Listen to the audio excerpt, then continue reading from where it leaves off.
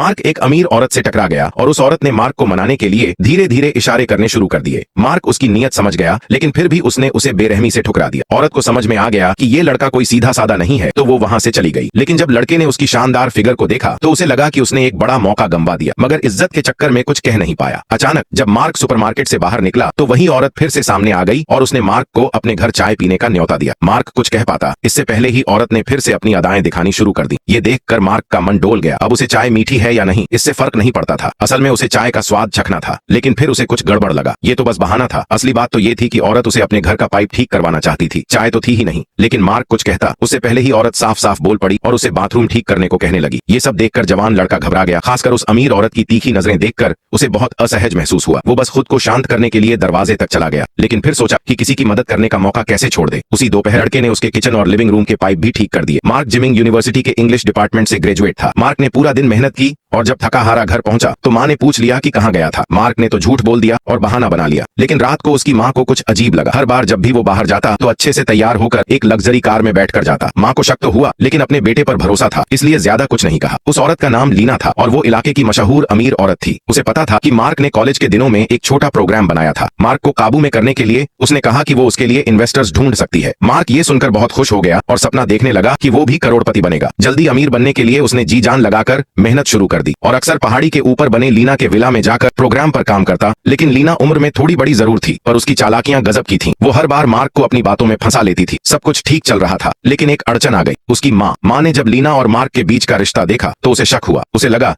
लीना का इरादा कुछ और ही है, इसलिए उसने मार्क को बाहर जाने से मना कर दिया। लेकिन माँ की सख्ती से लीना परेशान हो गई। एक रात तो वो सीधा मार्क के घर ही आ गई। माँ को लीना की ये हरकत बहुत हैरान कर गई, लेकिन उसे यकीन हो गया कि लीना के इरादे साफ नहीं है। फिर भी तहजीब में उसने लीना को खाने पर रोक लिया। खाना खाते वक्त माँ ने साफ कह दिया कि मार्क अभी छोटा है, उसे अपनी पढ़ाई पर ध्यान देना चाहिए, न कि तुम्हारे साथ घूमने फिरने पर। लेकिन लीना भी कहाँ चुप रहने वाली थी। उसने कहा कि मार्क अब छोटा नहीं है और वो अपने कनेक्शन से उसे नौकरी में बड़ा नाम दिला सकती है। लीना की बातों से माँ नाराज हो गई और खड़ी होकर उसे डांट दिया। उसने अपने मन की बात साफ कह दिया, लेकिन मार्क को माँ की बात पसंद नहीं आई और वो लीना को रोकने के लिए भागा, जो गुस्से में वहां से जा रही थी। मार्क को लगता था कि लीना उसकी भलाई चाहती है और कभी उसे नुकसान नहीं पहुंचाएगी। आखिरकार उसने लीना पर भरोसा किया और उसके साथ चल पड़ा। जब दोनों पहाड़ी विला पहुंचे तो लीना ने फिर चाल चली। बड़े से स्विमिंग पूल में वो और भी निडर हो गई। मार्क को भागने से रोकने के लिए उसने उसे सीढ़ी से हथकड़ी से बांध दिया। अगली सुबह जब दोनों उठे तो खुद को सुनसान जगह में पाया। उधर मार्क की माँ भी लीना के विला पहुंच गई थी। अपने बेटे को वापस लाने के लिए माँ और लीना के बीच फिर से जबरदस्त बहस हुई, लेकिन लीना का मकसद कुछ और था। वो मार्क को इतनी आसानी से छोड़ना नहीं चाहती थी। और उधर मार्क जो कमरे में था वो आराम से लीना की अलमारी देख रहा था, लेकिन जैसे ही उसने कपड़ों के नीचे छुपी बंदूक देखी वो सन्न रह गया।